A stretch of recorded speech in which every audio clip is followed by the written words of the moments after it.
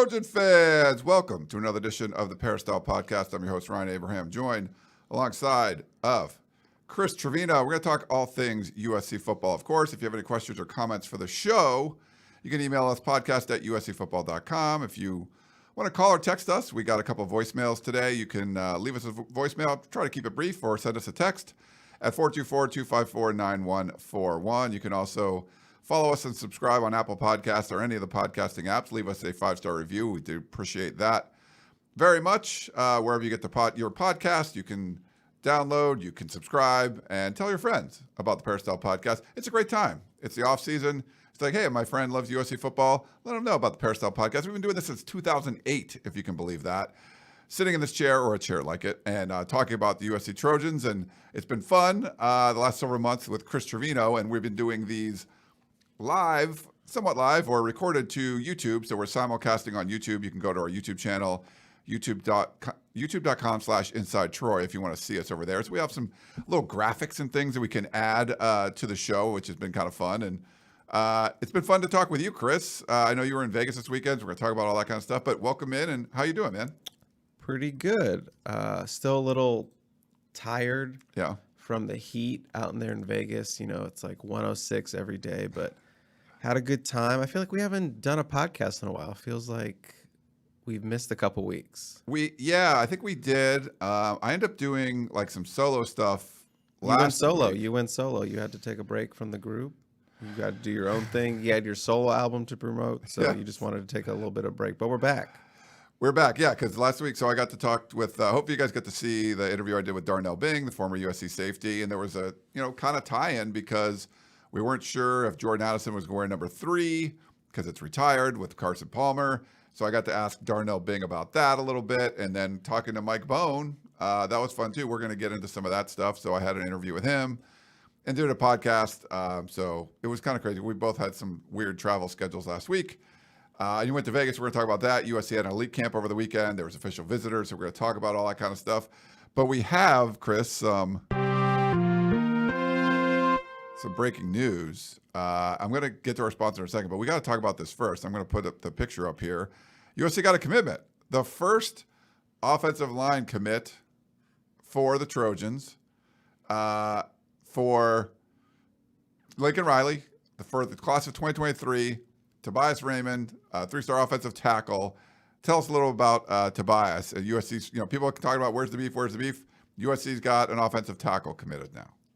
Yeah, not a ton of beef right now because he's 6'7", 250 pounds. 250 pounds, yeah, there's some, but I know these USC fans love a 300-pound, 320-pound offensive lineman, but that's not how they make them on the West Coast. Me and Gerard have talked about this multiple times on the composite 2-star recruits.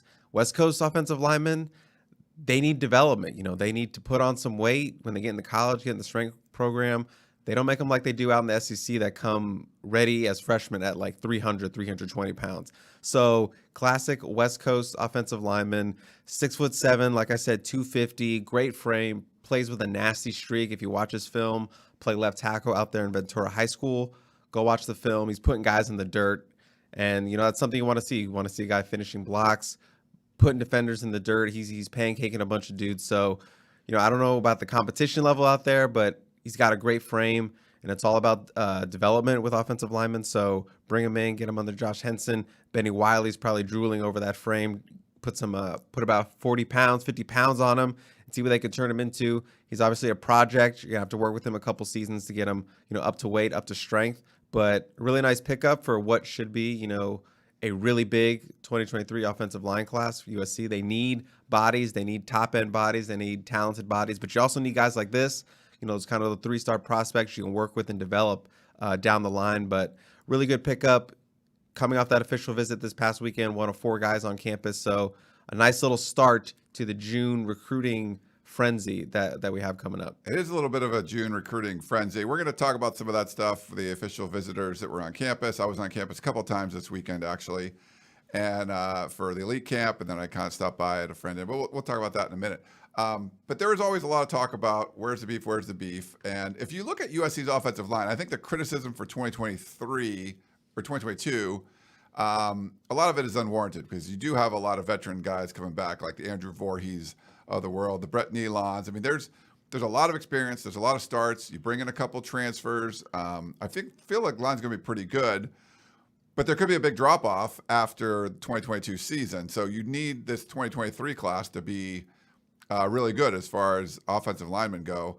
I like that USC hasn't been great at like developing just players over the last several years. Or if they come in as a 6'7", 250 pound, I think. Do you have more confidence that like a Josh Henson can take a guy, like Raymond and put weight on him, get him into the strength program, and a year or two down the road, he's someone that could be like, wow, this guy's 6'7", 325, and just like crushing people. I mean, I feel like there's a little more confidence in the staff that's around now that can do something like that. I wouldn't say a little more confidence. I feel like there's a lot more confidence. You're putting it nicely, Ryan. But yeah, I feel like there's a complete 180 in terms of, the feelings toward player development under Clay Helton to what player development is going to be under, Josh Henson and all these new coaches and Lincoln Riley in the strength program. So, they have a track record of developing guys, and Henson has a really good track record of specifically with taking like under recruited guys, 3-star guys, and developing them into high end draft picks. I mean, he had a first round draft pick last year. There's a Texas A&M offensive lineman this year that's always being projected for a first round status. These early mocks, obviously that could change, but that's a good sign that Henson was doing something right when he was working with these guys out there in Aggie land. So I think if Lincoln Riley and Josh Henson look at the Tobias Raymond kid and they like him, I think a lot of fans have to be on board with that. If this was a Clay Helton commit, there'd be a lot of moaning. Yeah. It's all about context and situations, but this 3-star that Lincoln Riley wants is the greatest 3-star you ever see. So I think a lot of fans are excited about him.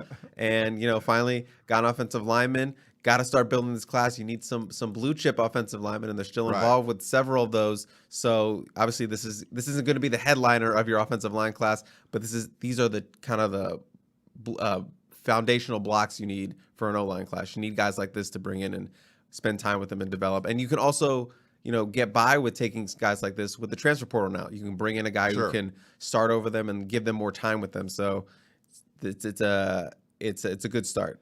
So I know you guys have a composite 2-star recruiting podcast coming up again this week. Those have been very popular, so I hope you guys can check them out with Chris Trevino and Gerard Martinez. Hurricane Martinez. Hurricane, yes. Yeah, we're going to do a full breakdown on Tobias and Vegas and Elite Camps. So we're going to touch on that stuff here, but we'll do a full, more in-depth breakdown tomorrow on the podcast. So if you want to check that out. Yeah, for sure. Go check that out. That'll be a Wednesday. Probably go up on Thursday, or you put up Wednesday. But we're doing a podcast a little earlier this week. We're doing it on Tuesday.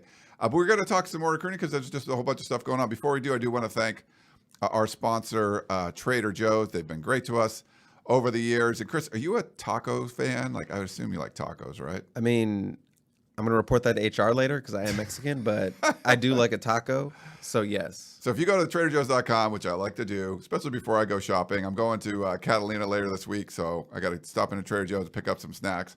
First thing up at the top, they got a video, 3 different kind of tacos, different recipes. You can go to the website and check it out. Pork belly tacos. I love me some pork belly, like when anything. Tacos different ways. If you're not a meat eater, they got the sweet potato tacos. Those look really good too. And there's a beef, and I think it's a birria. Is that how you pronounce it? I'm not sure. It's a tender, slow-cooked beef. You got it. Yeah. So quesabirria tacos. So looks cool. Little cheese, little beef. I've got those tacos are good. I've had those at different like taco stands and stuff. But man, so like 3 different kind of taco recipes up on TraderJoe's.com right now if you want to go check it out. So I love tacos. I mean, how do you not like tacos? Like tacos are just great. I feel like if you live in SoCal, you like have to like tacos. I don't think I've ever met anyone that lives in SoCal that's like not about the taco lifestyle. No. Maybe I'll do some fish tacos too. So you took me to get fish tacos a couple weeks ago for lunch. Those were good. Up here, yeah. Those were good. Did you? I also gave you some bluefin tuna. I don't know if we want to make tacos out of the bluefin tuna. That's more of like a sashimi thing. But did you get to try that yet? I haven't yet because I don't want to blow it. I don't want to like do it haphazardly and just like mess it up. I need a prep for it. Okay. So it has to be perfect. So all right. Might do the grill one this weekend. Nice. I made some poke with it this week. pretty good. Yeah, I know. So I'm going fishing again, but we'll try to get some halibut and stuff this time. So that's more of a cooking one than like the bluefin, man. I just like eating that raw is great. Okay, so we got more recruiting stuff we have to talk about. Yeah, what is this? The 2-star podcast? You're on our turf, Ryan. I'm infringing in your territory. So USC picks up a commitment. Over the weekend, USC hosted, we believe, 4 official visitors. We talked about, Tobias Raymond coming in, but there was also Tackett Curtis. I've got a picture if you're watching on YouTube. Picture of him. I like all the uniform pictures. Like you got the bands on, the helmet, the Coliseum. Like this is kind of a newer development in recruiting. I kind of like this stuff. The USC drip, if you will. Is that what they call them? Yeah, the drip. You want to give kind of like a brief overview of what you thought of USC's official visit weekend there, Chris? Yeah, so 4 visitors, which is, the calm before kind of the storm of this weekend's major official visitor weekend. You had Tackett Curtis, who was the big one, the top 100 linebacker out of Maney, Louisiana, which is what I would consider, one of USC's top targets overall in this class because of the need at linebacker. The need at linebacker has diminished somewhat just because you were able to get Eric Gentry and then Carson Tabarucci in the transfer portal. Those are 2 young guys, so you can build around those. But they still need an upgrade of talent at that linebacker position. So that's a big one for them. Athlete Cade Eldridge, he was out there on his official visit, the 3-star athlete out of Washington. He is being recruited as a tight end for this group, and tight end should be a big part of this class as well. And, from what I heard, everyone's visit went pretty well. I mean, we got visit updates on the board right now. There's also a 3-star Central Valley defensive lineman, Grant Bucky. He is a Stanford legacy. He also took his official visit. We have updates from Cade, Tackett, and Bucky, all on USCfootball.com, so you can check out those stories. They're VIP stories. Then obviously Raymond went ahead and committed to USC 24 hours after he left his visit. So yeah, that's a great sign of that USC did what they needed to do. I heard rave reviews for Tackett Curtis and his visit. Grant Bucky, people think he's a Stanford lean just because his dad went there. So whenever there's a Stanford legacy, they usually end up at Stanford. That's sort of how it goes. But, that one's going to be tough. But he's been to USC multiple times, had a really good visit. Have to see what's going on with them. And then Cade Eldridge, who has crystal balls in already for USC going to that visit. He was a guy we thought could end up committing. So we'll kind of see what happens there. Maybe it takes a week. Maybe it takes, end of the month, whatever. But that was a guy that was getting on campus. And that was kind of like my favorite to, if you were going to pick a commitment this weekend, I think Cade would have been him. Not saying it's not him or can't be him in a couple of days, but the crystal balls were in on him, had a really good visit. And then Raymond was actually supposed to visit at the end of the month, but they bumped it up to now. So, when we get a chance to talk to him, we'll kind of ask him about that decision to move it up. But, just 4 guys on campus, a lot more intimate than what this weekend is going to be when close to double-digit or at least 20 guys, multiple 5-stars. It's going to be crazy compared to this week when it was much more chill.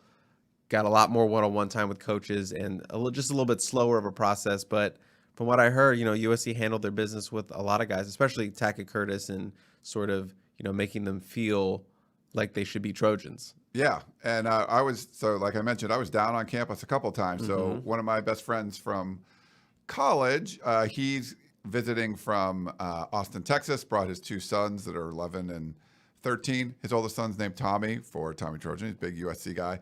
And so he came and visited on Friday with the boys, and I brought him to campus. And thanks, shout out to Katie Ryan, who was around on Friday afternoon and said, hey, I'll give you guys a tour. She took him through the John McKay Center, which was closed to the public. Showed him the Heismans and all that kind of stuff. But a lot of stuff through, the facilities of John McKay. They're all big golfers. Like show them the golf simulators and all that kind of stuff. And we happened to bump into Mike Bohn and Lincoln Riley in the lobby. there. So, and Lincoln Riley's like, nice as could be, asked the boys, hey, can I get, want a picture? So they were all smiles. They're big USC fans. So getting a picture with Lincoln Riley was kind of a. He's already thinking ahead to the 2040 class or whatever.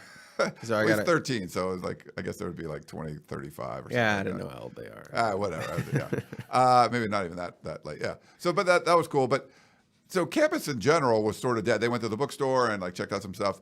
Not a whole lot going on right now, but you could see the kind of buzz around Heritage Hall and John McKay Center. They had like the guys in carts and everything, sort of getting ready because it was Friday afternoon, so the visitors were coming a little bit later on that weekend. I think you had reported that they were going to do a Friday night dinner at Lincoln Riley's house in PV, so some cool stuff there.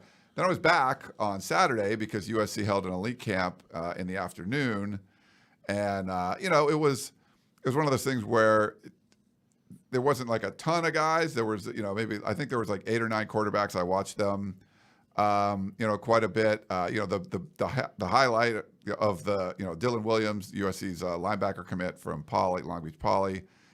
He was there, so we got to kind of watch him a little bit. Gerard had an interview with him following the camp, and he just really wanted to go through linebacker drills with Brian Odom and stuff. But just another opportunity, and it was, you could kind of mix sort of like the official visit stuff with this camp going on. Now this weekend's going to be crazier because, like you mentioned, there's going to be a whole bunch of guys visiting. So I thought it was kind of a cool mix. It's going to be busy. I mean, the coaches are doing stuff like these camps. There's going to be later on this month, there'll be a bunch of camps like back in a row. And then early July, they can kind of take some time off. I actually had run into USC defensive coordinator Alex Grinch at the bookstore, actually, when I went to go meet my friend Kurtz. I don't know what he was doing there, but, all the coaches were out there. We got to see him at the camp, Sean Nua, everybody. We just saw them kind of going through drills and doing stuff. So coaches are still engaged. Campus looked very football-y, Chris. Like, they're engaged, and then I think the beginning of July they'll be able to take some time off, take a little break, and then come back in and get ready for fall camp. Yeah, I mean, summer workouts have started. We saw those stills that have been dropping. I know a lot of the P love to study those, and I'm sure we'll see some videos soon. Maybe. So football's still going on. It is, and it's going to be a crazy recruiting month. I didn't pull it up, so I'm sorry for our YouTube viewers. I won't be able to show you, but I got to see Solo. Got to Solomon Tuilapupu was there, looking pretty yoked, as you would say.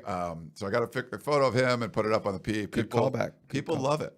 People love Solo. Oh my gosh, they love him. If you were not holding stock of Solo before, spring, good luck. You're priced out. You're not gonna be able to get any.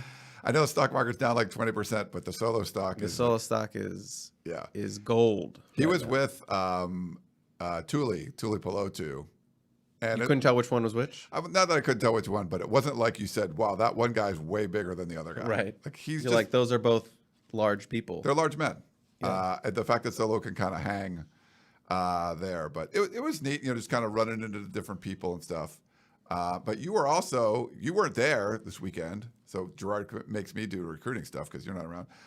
We got Shotgun flying in later this month, so he's going to help out with these camps and stuff. But you were in Las Vegas for, what was it called? The Overtime OT7 inaugural Vegas Invitational. I don't know.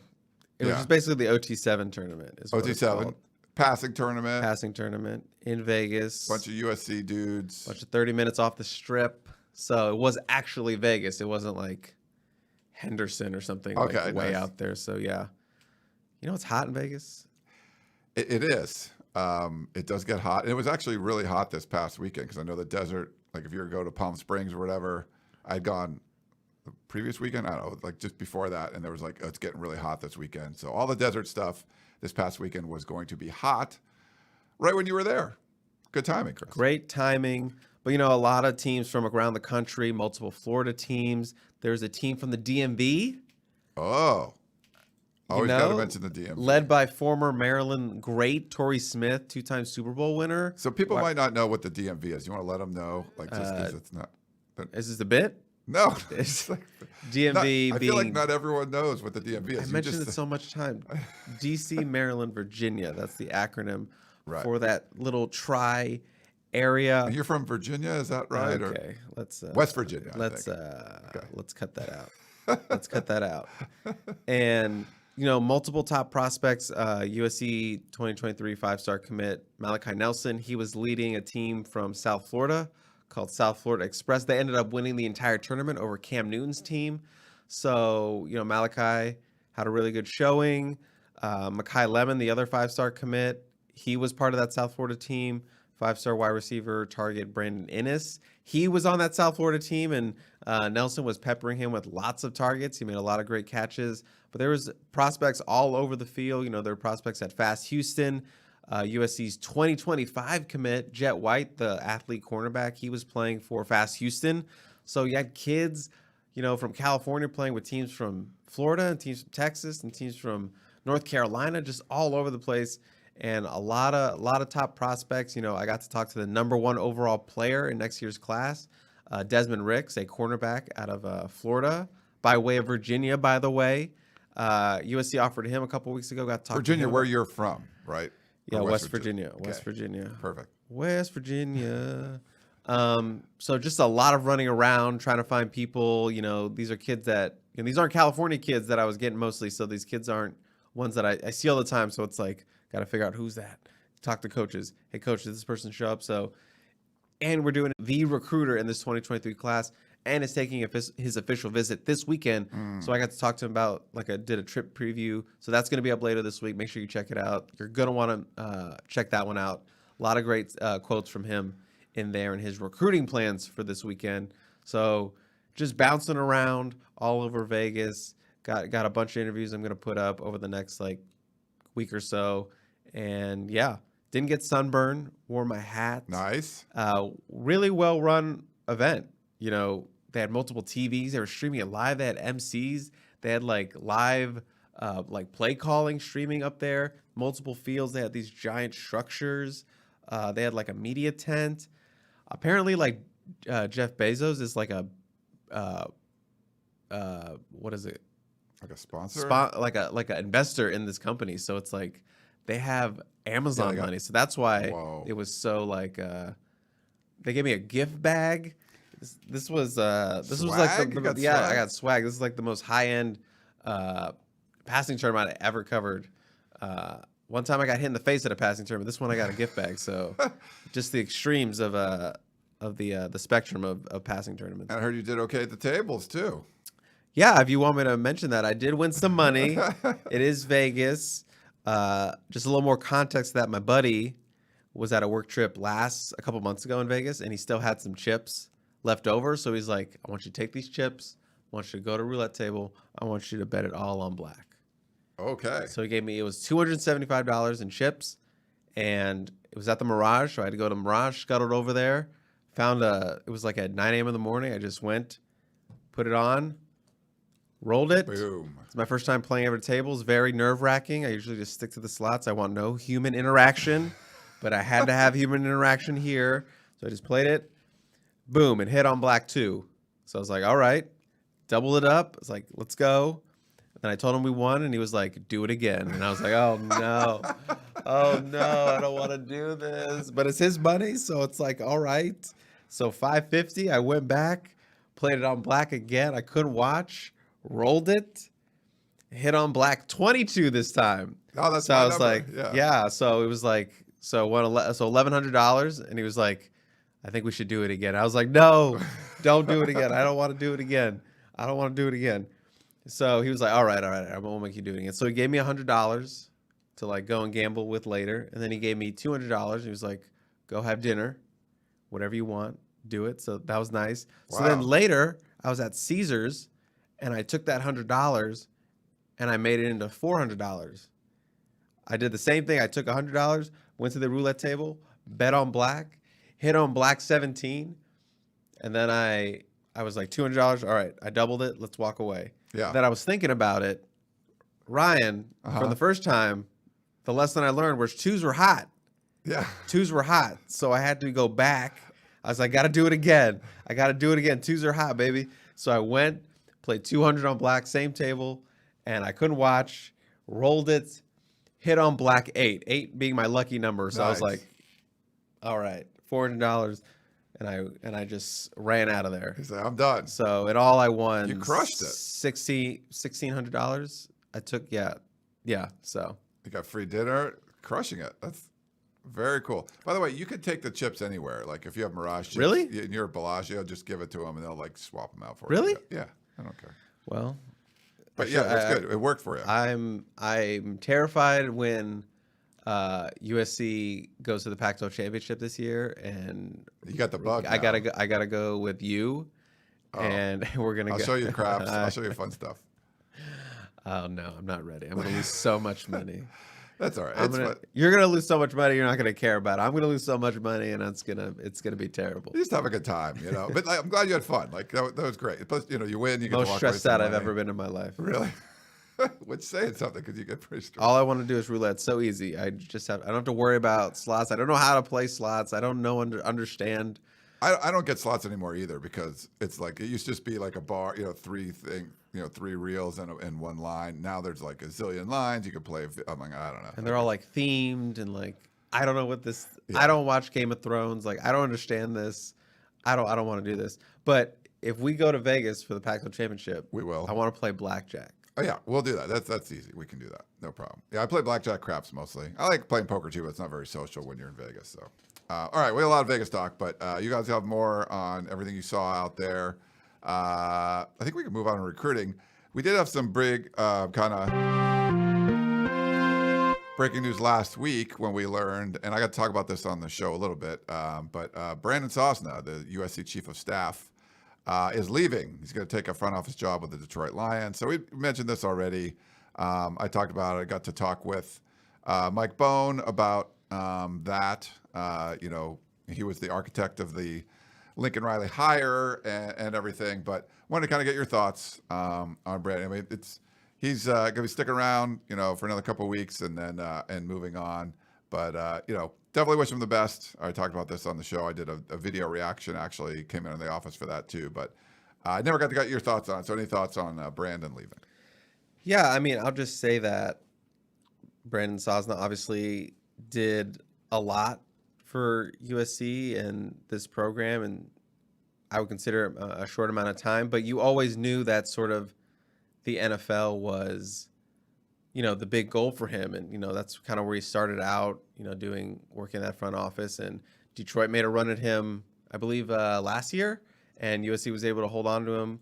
They made another run. Offer couldn't turn down. USC tried to keep him, but again, NFL always felt like one of the end goal for him in terms of getting to that level. So happy for him, and making it to that level. A lot of guys don't get there, and it always felt like he wasn't ready to leave until he set out what he wanted to do at USC, which was like turn it around.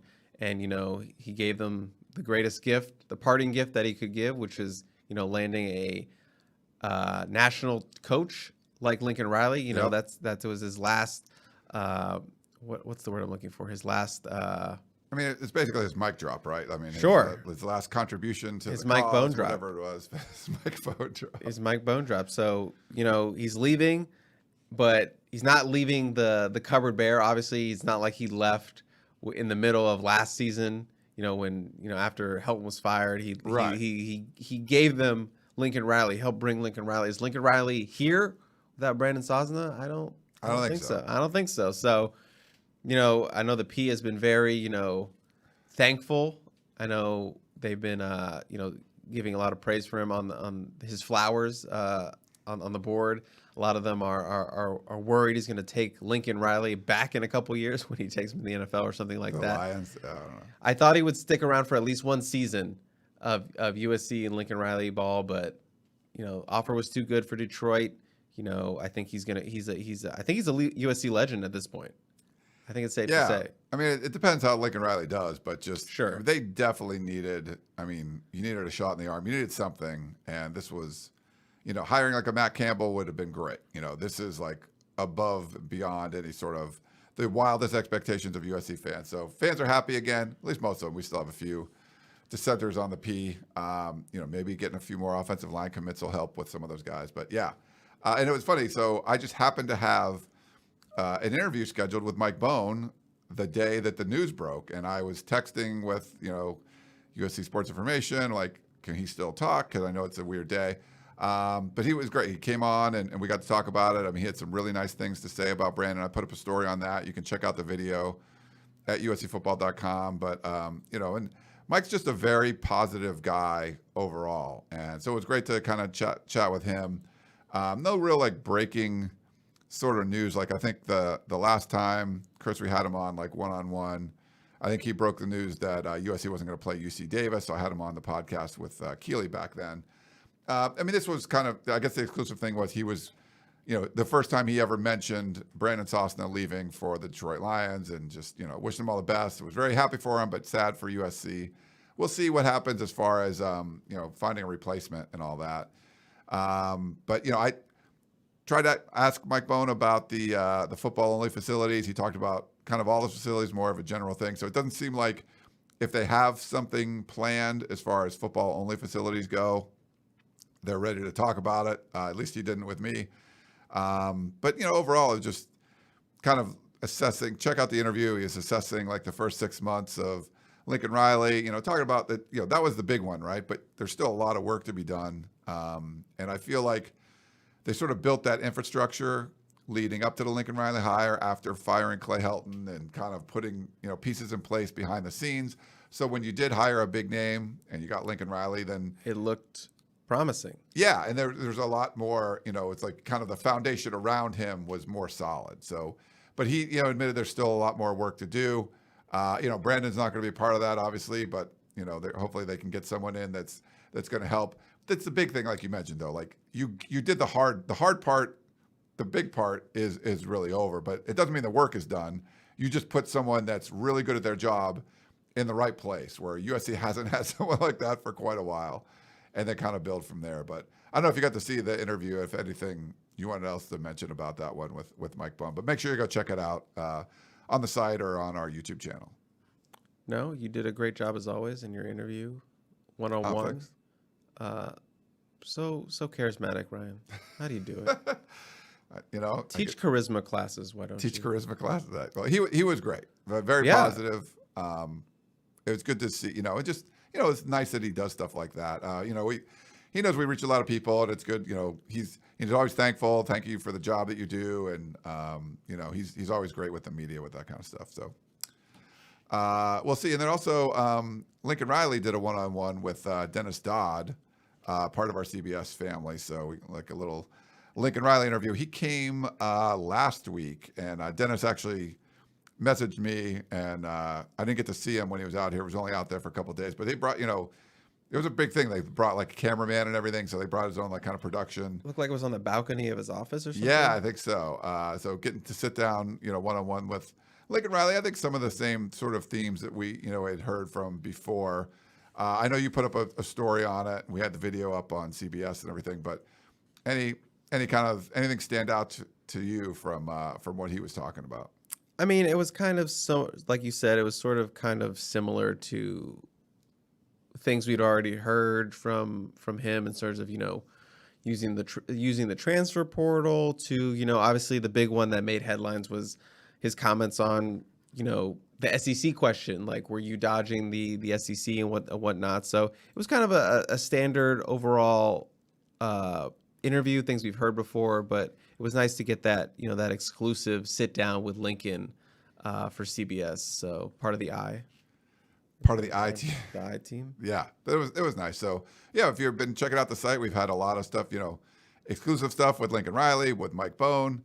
So hopefully you guys are checking out uscfootball.com for $1 a month. You can join and subscribe, and it's only going to get crazier. We got so much recruiting stuff coming up. Just from this past weekend, but this next weekend is going to be absolutely insane. Whole bunch of camps. And then leading into July, we're going to start, all the summer workouts, and we'll be getting ready for fall camp. So tons of stuff there. Why don't we take a quick break, and we'll come back and answer some questions. We've got a bunch of questions to get to. So back in a minute.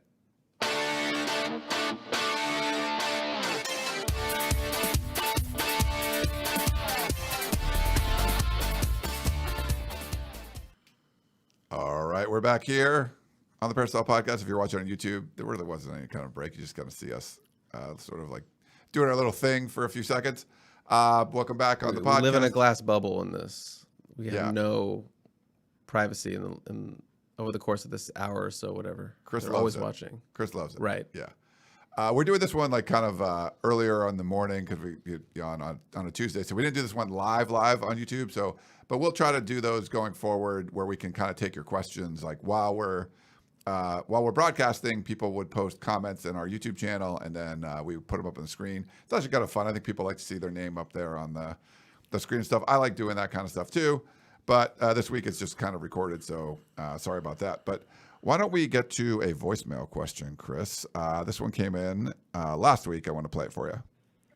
Hi, this is for the main event, the big show of the week, the show on the Peristyle that carries the whole network, the Chris and Ryan show. Quick question. I've been seeing a lot of pictures on Instagram of the summer workouts. Then we also seen the pictures of the spring workouts. I have a little concerned, a few concerns actually. The guys look too yoked right now, like extremely too yoked. I'm worried that on away games the bus might break down. I don't think the axles on the bus will be able to support all the yokeness on there. So wondering if Coach Lincoln Riley has come up with a contingency plan, maybe just some forklifts for some of the bigger guys like Solo and Voorhees, just to make sure that they can get to the stadium. All right, thank you. This is Eddie from Orange County. Bye. Eddie's concerned. Chris. Eddie had me going there for a second. I was like, first they're mad they're not big enough. Now they're mad they're too big enough. But I love a good bit, and that was great. You know, I think the ultimate intimidation thing you could do is just show up like in tanks. That'll handle the increased yokeness of the team, and I don't think you're gonna have a problem, rolling up in tanks. It's gonna take a lot of tanks. I think tanks can only hold like 5 people or something, so you're gonna need like, I don't know, 20 tanks. No, I'm bad at math. You're gonna need a buttload of tanks. That's what I'm saying. Yeah, tanks don't hold that many people, I don't think. There's like a crew of like 4 or 5 in there. But they're all working. So how many people are like 100 tanks? No, I'm not even gonna try. Not 100 tanks. 50 tanks. No, if you're let's say we put like 4 or 5, you could do like 20, 25 tanks. You'd probably be okay. So I was right. Yeah, 20 tanks. I'm good. I think you're good with 20 tanks. Plus, there's gonna be some guys. Why didn't you say anything? You laughed. You just let let me say 100 tanks. What's your problem, man? 500 tanks. Will that have enough people? Yes, perfect. The number one rule of improv is make your partner look good. You're really you just let me say dumb things. It's more fun. The audience likes that better. Sure. 100 tanks. Board them up. Well, if you do one. All right, stop. All right. Thanks, Eddie. We got Frank in Sacramento wrote in, and he said, Ryan, I liked your interview with USC Athletic Director Mike Bohn, but I was disappointed, however, when he dodged your question on a dedicated football facility. Later in the interview, he dodged your question on starting up a women's softball team. Do you think he's working on both of these important issues behind the scenes like he was with the Lincoln Riley hire and wants to drop a bombshell when he does both? Or is he pretty much a politician? Wow. Frank in Sacramento. I mentioned this a little earlier. I don't think he was dodging it. I think it's just more about they didn't really have much to say right now about that. I don't think he's trying to I don't think there's some huge plan that's already in place. They're going to just drop it on you at some point.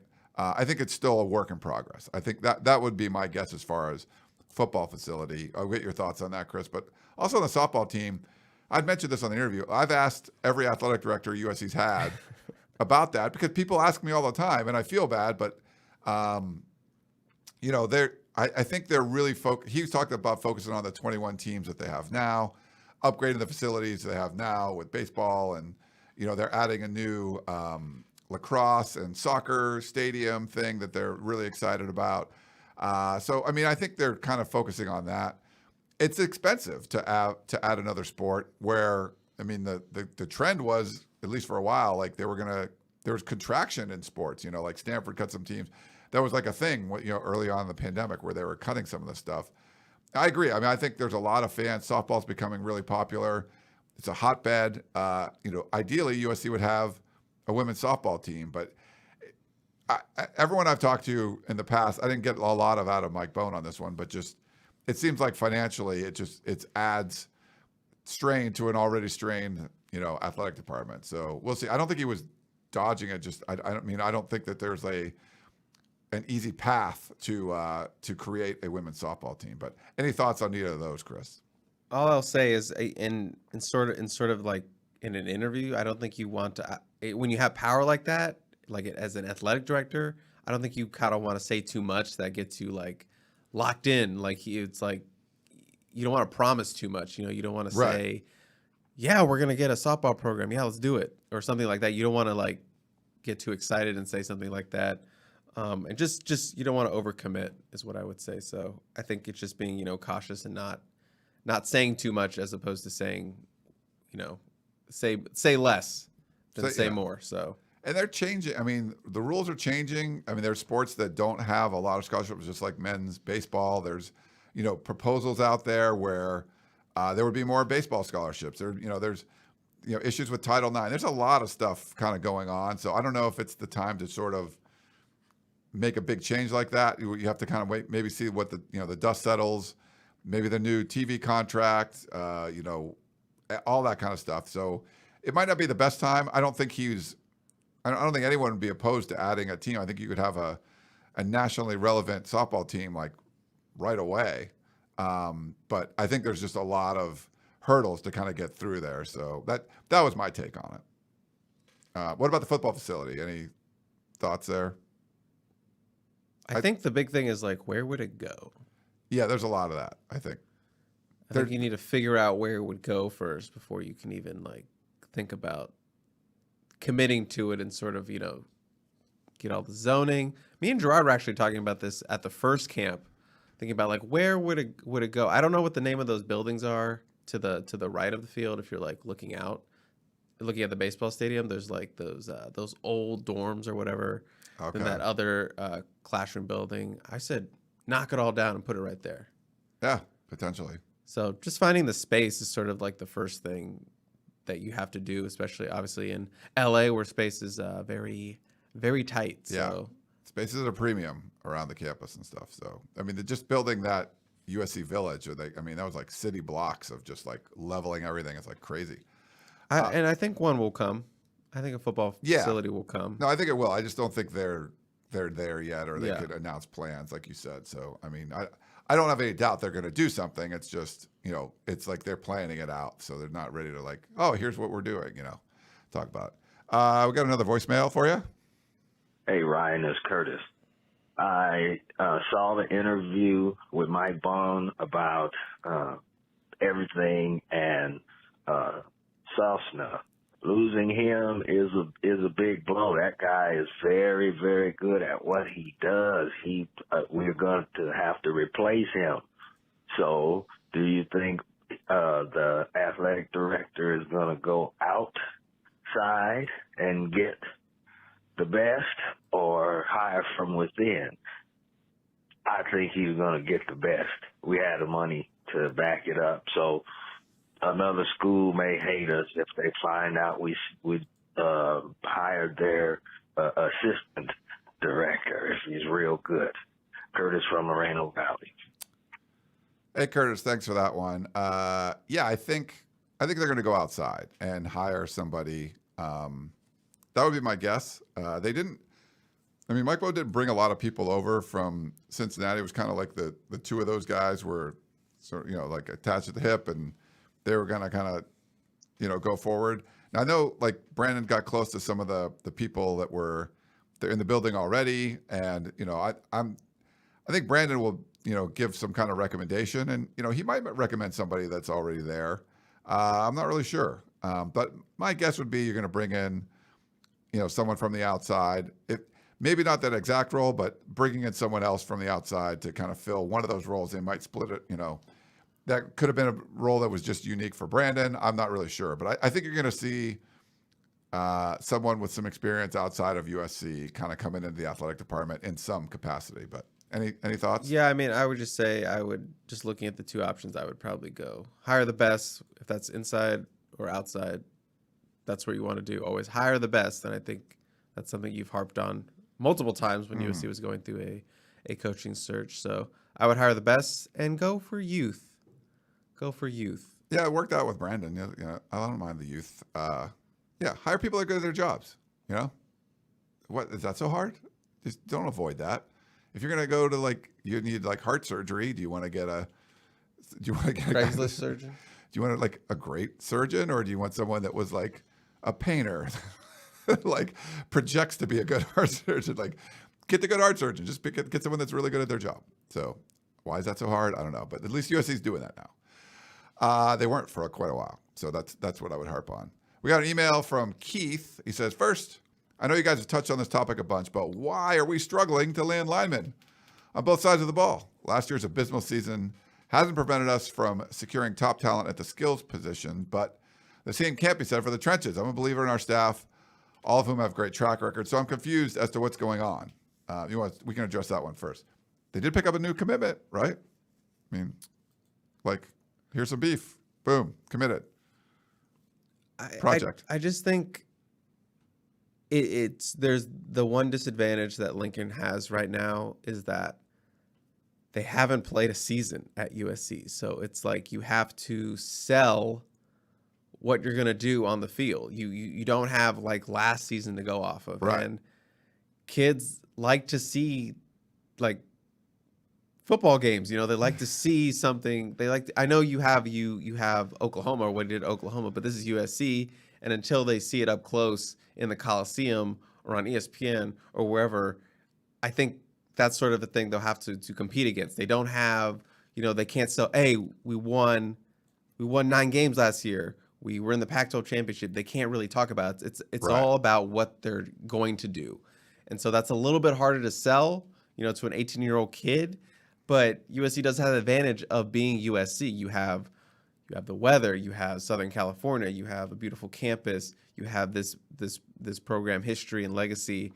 And, it's just getting their foot in the door. They're still, recruiting. They're still, getting to know these recruits in this new environment, this new place. I know USC fans want already 4 top 100 offensive linemen committed, but offensive linemen, they take a little more time, especially when you're going after higher end guys like Francis Mauyoga, the number 1 offensive tackle in the country.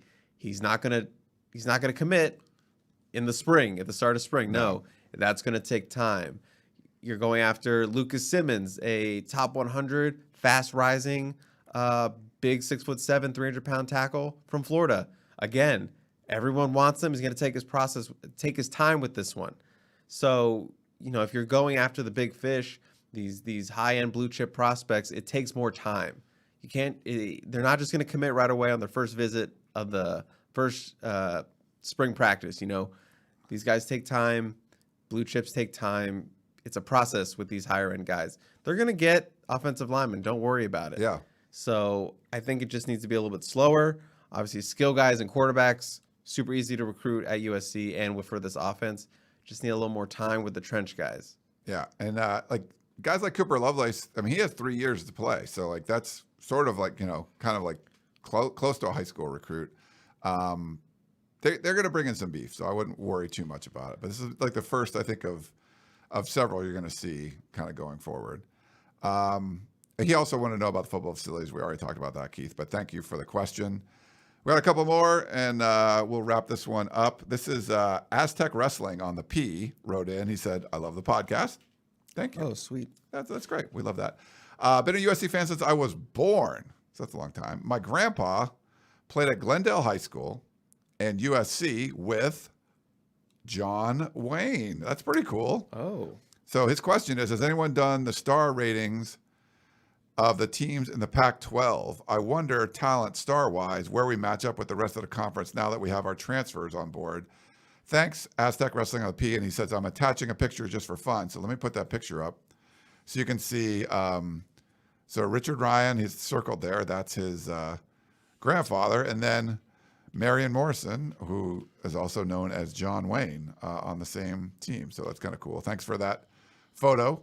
Kind of cool. I don't know if you can. I'll have to show it to you later. I don't Chris. have if you my, I can don't have my see it. glasses on, so can't see, everything's yeah. a blur. I don't even know where you are. I'm pretty much right in front of you. Okay. But that's cool. So his grandfather, Glendale High School, and then USC with John Wayne. So thanks for that. We do so 24/7 Sports does do a talent composite index that will rate your entire roster where the way it's constructed. So if you bring in a recruiting class that's ranked like number 5 in the country, but then half of the guys transfer out, they're not on your roster anymore. So every August, I believe it comes out, the talent composite, and that sort of like rates who has the most talent in the Pac-12. And USC was, for years, top 3 or 4, and always the top team in the Pac-12. I think they dropped behind Oregon recently in the last one. That makes sense. That makes sense. It might be close. I think with all the transfers in, USC is probably going to still have the most talent in the conference, is what I'm going to guess. But that's sort of like that's what you can kind of use to measure. But they only do that in August, so you kind of look at the beginning roster heading into camp. And if you want sort of like short term right now, like USC obviously has the number 1 Pac-12 class in the country in terms of overall. They also have the highest star rating of any. If you take the average of all their commits, it's at a 90.90, which is the only team in the Pac-12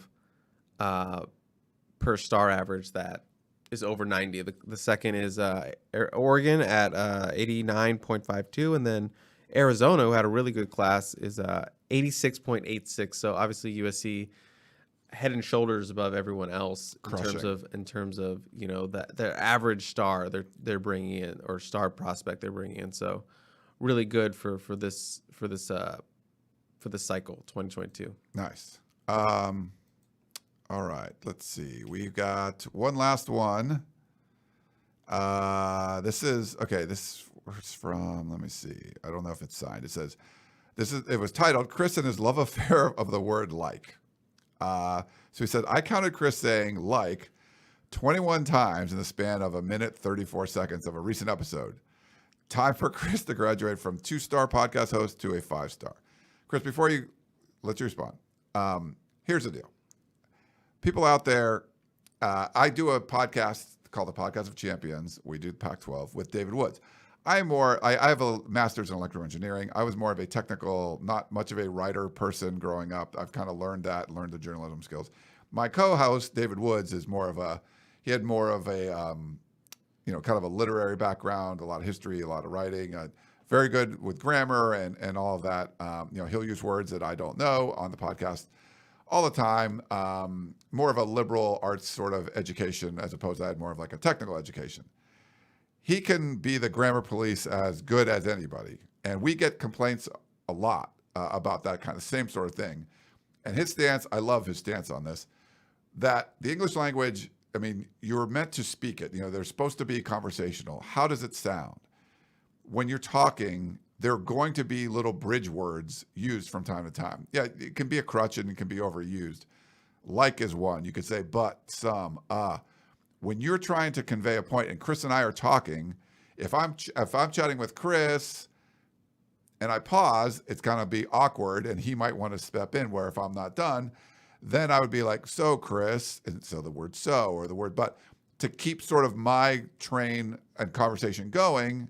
And then when it ends, Chris will know, okay, there's no more words. Now it's kind of my time to go in there. It's one of those things where, sorry you don't like that. But that, if you listen to anybody in conversation, that's the way it goes. That's what happens. If you try to take out every little word like that and clean it up, and some people do. Some people like produce their podcast to the nth degree, and you're doing that, it doesn't sound natural. It doesn't sound like the way that you talk. This is more of a conversation, like a radio interview. It's not a written word where we're writing 800 words on a certain topic. We're talking in a fairly casual environment about college football and the topics, and things come to our mind and we discuss them, and that's the way it is. So I don't think if you're going to say, hey, try to not ever say the word like again, you're not going to sound natural. We all have different words. We have different ways of conveying our thoughts, and that's just sort of the way it is. Yeah, we could all probably do a little bit better, but for anyone that wants to harp on something like that, just I would say pump the brakes a little, like Gerard likes to say. Any thoughts, Chris? I think my only response would be to say like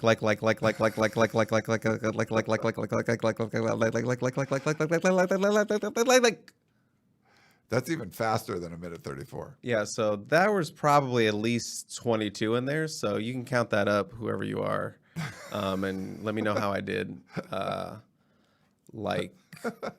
Next week, let me know how it went.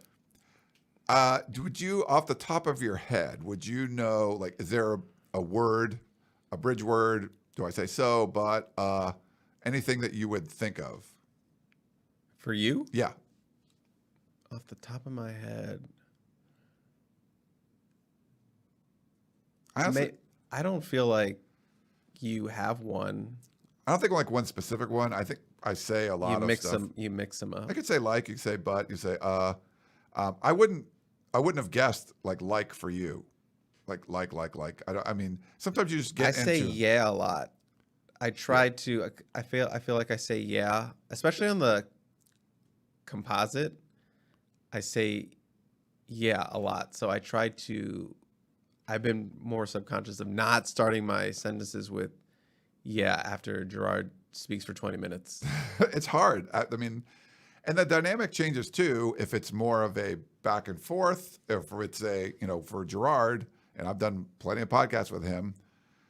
This would happen with Dan Weber and stuff too, where you sort of get the ball rolling and then they go. And then sometimes it's about, here's a topic we're talking about, and then they switch it to another topic and they come back to that topic. And then you're kind of keep straight in your mind, like, well, now which thing am I going to respond to? Can I respond to 3 of the topics that he brought up during that soliloquy or whatever?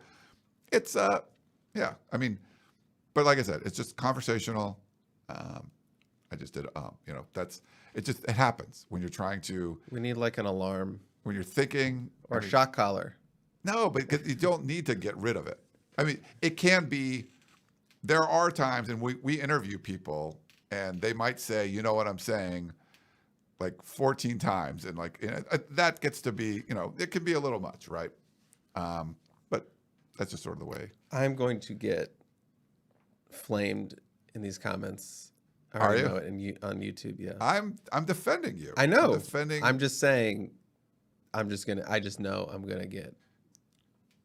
I'm the one having the conversation with you. I don't remember you saying like, and there could be a time where maybe you don't know exactly what you're saying. You were looking up something while you're talking. Like this happens all the time. We're like I do that checking this stuff, and when you're gonna be like, well, like, and you might say a few of those words because you're sort of delaying your response as you are like gathering information. We don't have like some producer handing us sheets of everything. Like we're basically doing this on the fly. Especially when you're on video. Now you have to like. You can see us when we're doing these things too. So, and just the last comment, graduate from a 2-star podcast to a 5-star podcast. No, the 2-star podcast is the bit.